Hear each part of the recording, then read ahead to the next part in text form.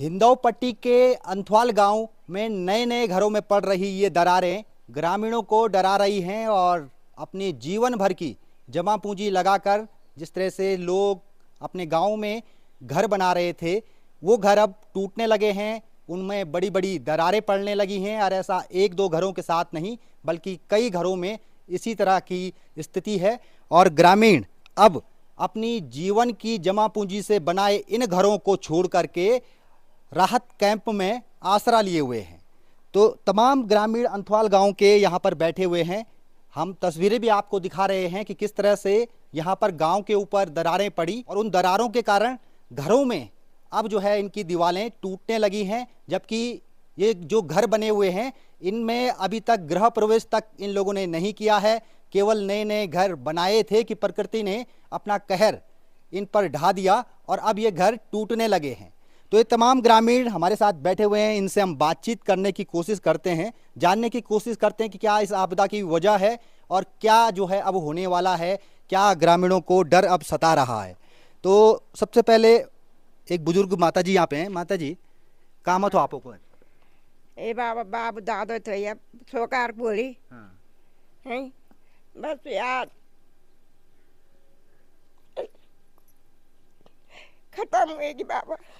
बाप दादे थे या सोकार बोल नो की सोकार बोलते हैं। अब क्या तो दरार पड़ गई पूरा घर? दरार पड़ गई बाबा। जब रे बनाई चलो अब रे दरार पड़ गई खत्म हुएगी बाबा।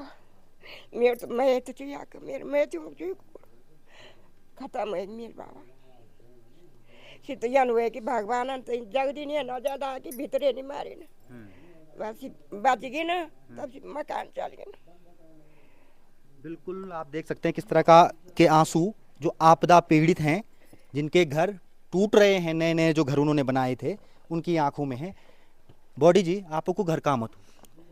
मेरे घर यार नीचे थे बाबा मेरे में। अच्छा अच्छा, मैं अच्छी आपको मेरे लोगों कर। अच्छा अच्छा, मेरे भी बुढ़ा दादा बेटे नहीं है कि मेरा यहाँ पर आज चलिए आज जन संभावना होएगी कि अब ये घर नहीं मिलेगा, ये जगह नहीं चाहिए हम मिलेगा। ये जगह पर मेरे दादा भी 100 कार बनी यख में एक जगह पर बाबा। आज ये जगह नहीं मिल सकते हम सही। आज यख ये संभावना होएगी कि बस यख कोई मिल नहीं सकता और ये पूरा चली जानो। ये मकान मेरे बड़ों से ये मेरे चाचा से ये मेरे यक बुलो से ये मेरे है का बुलो से और दो बुलों का ये नीचे सब का कूड़ा टूटा, सब का कूड़ा टूट गया। पर परस बच गिन कल रात परसों रात बच गिन। ये संभावना हुई जगदी कृपया हुई कि बच गिन नित्र जान वाला था पर यूं डाल बुर्दुन जरा रुके नहीं रात को पर अब कथर बत भी जे सकता।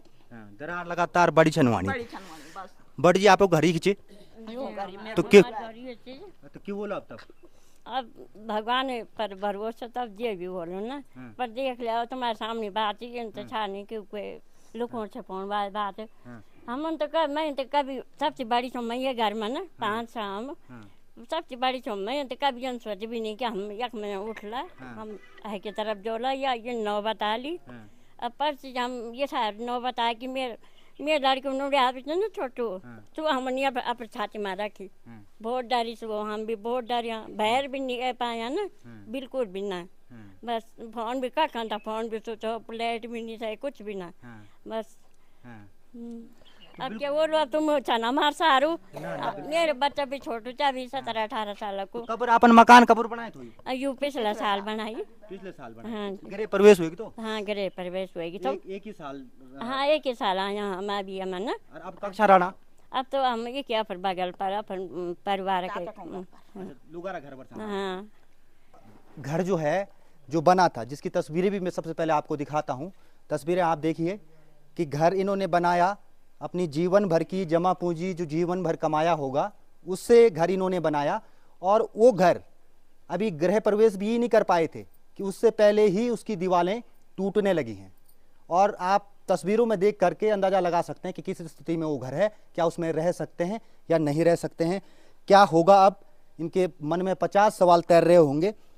क्या पहले मैं धन्यवाद करता हूं आपके लिए शैलेंद्र भाई जी के लिए कि आपने आज हमको यहाँ दिखाया सबसे पहले धन्यवाद आपका। बस अब तो क्या करना है, यहाँ तो पूरा टूट रखा है, आगे क्या करना है वो आप। सब जीवन भर की जमा पूंजी आपने लगाई होगी, कितने दिन में ये घर बन के तैयार हुआ, कितना पैसा लगा और अब क्या स्थिति में? कम से कम 8-10 लाख रुपए तो लग गए फिलहाल। बस अब वो भी चले गए पूरे पानी में, आपने देख ही लिया होगा। बस तो वहाँ पे टूट रहा है, पूरी दीवारें पूरी दीवारें पूरी टूट रखी हैं। हाँ, ऊपर से पूरा आ रहा है पहाड़ पूरा सा। बस तो क्या होगा, अब क्या होगा आगे? अब क्या होगा, बस जैसा प्रशासन चाहेगा, जैसा आप लोग चाहेंगे वही होगा। हाँ, तो क्या मांग क्या है आपकी? मांग हमारी ऐसा ही, या तो हमको कहीं बसा दो, विस्थापित कर दो। हाँ, बस और कहाँ जाएंगे। तो बिल्कुल आपदा पीड़ितों का दर्द अपनी जगह है। आप देख सकते हैं किस तरह के दर्द में ये लोग रह रहे हैं। अंथवाल गांव के जो ग्राम प्रधान प्रतिनिधि हैं प्रेम जी, वो भी हमारे साथ हैं।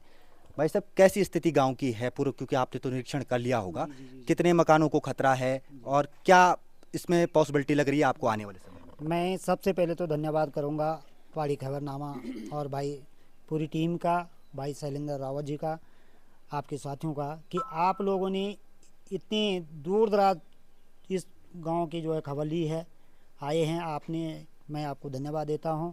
बाकी मेरा पूरा गांव जो है ग्राम पंचायत अंथवाल गांव, सड़क से और ऊपर की सड़क से नीचे की सड़क तक पूरा खतरे की जद में है।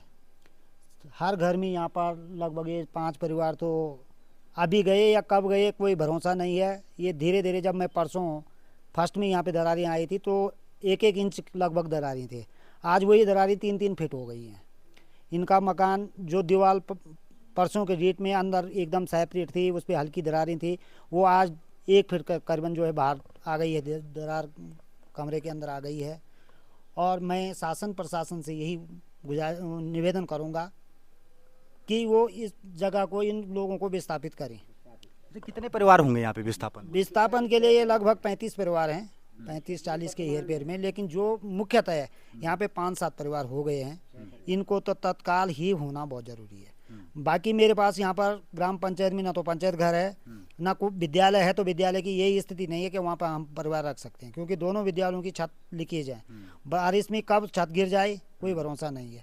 अभी हमने यहाँ पर जो है इन लोगों की व्यवस्था जो है इन्हीं के परिवारों में, गाँव के लोगों के साथ में की है, तो ये आखिर कब तक दूसरे के घर में शरण लेके रहेंगे। मेरे पास यहाँ पर ऐसी कोई व्यवस्था नहीं है कि मैं इनको कहीं सरकारी आवास में या किसी उस पर रखूँ।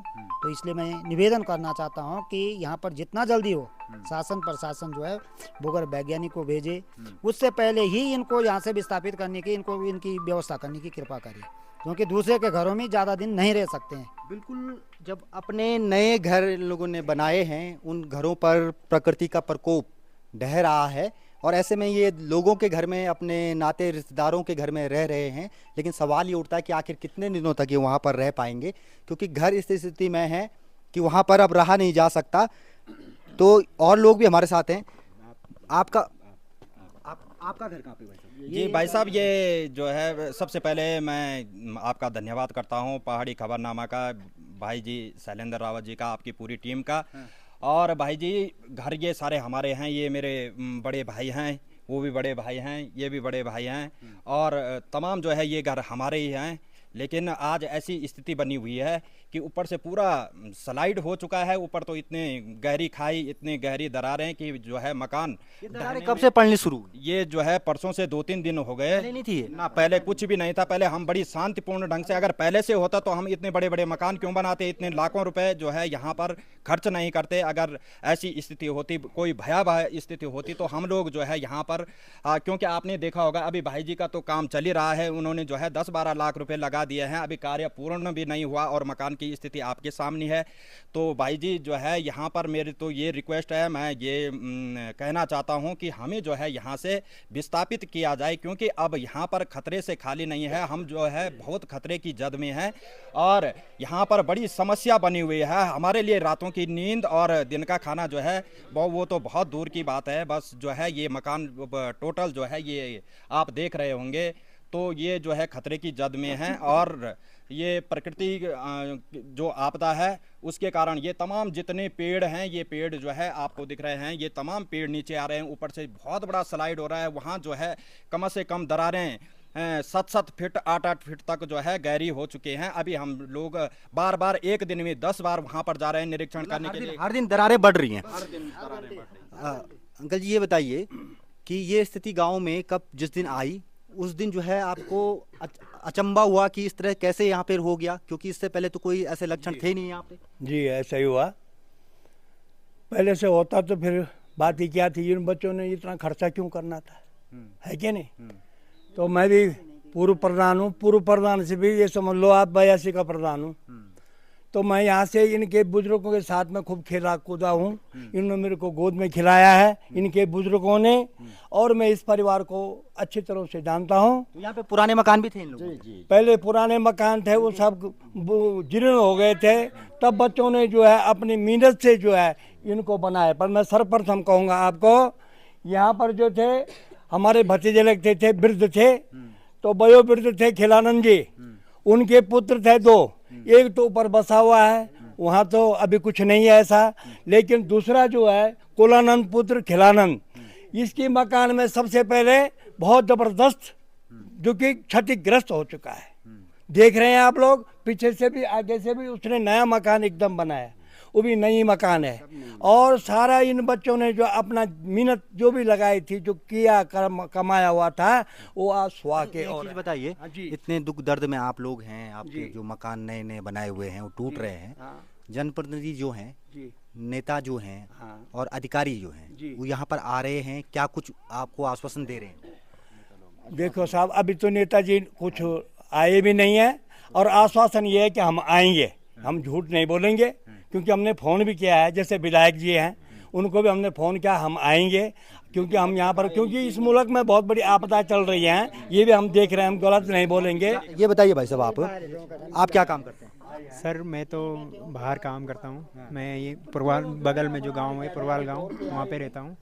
तो सर धन्यवाद आपका। पहाड़ी का खतरा कितना लग रहा है आपको गांव में? सर खतरा तो बहुत बड़ा खतरा माना जा रहा है इसको, आप देख सकते हैं दरारें पड़ चुकी हैं, और बहुत बड़ा ऊपर से वो आ रहा है, जो पेड़ हैं वो भी धंस गए हैं, और बहुत बड़ा खतरा है। ये अभी मकाने जो हैं लोगों ने वहाँ पे शरण भी नहीं लिया है।